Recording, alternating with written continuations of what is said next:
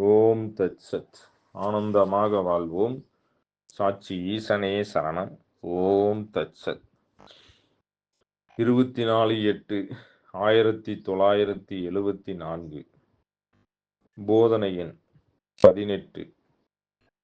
வியாபாரங்களுக்கு நாம் எவ்வளவு மதிப்பு கொடுக்கிறோமோ அவ்வளவுக்கு இடம் தந்து நம்மை பாதிக்கும்.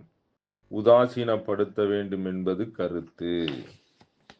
24/8/1974 சனிக்கிழமை. 18. வியாபாரங்களுக்கு நாம் எவ்வளவு மதிப்பு கொடுக்கிறோமோ அவ்வளவுக்கு இடம் தந்து நம்மை பாதிக்கும். உதாசீனப்படுத்த வேண்டும் என்பது கருத்து. ஓம் தத் சத். ஆனந்தமாக வாழ்வோம். சாட்சி ஈசனே சரணம். ஓம் தத் சத்.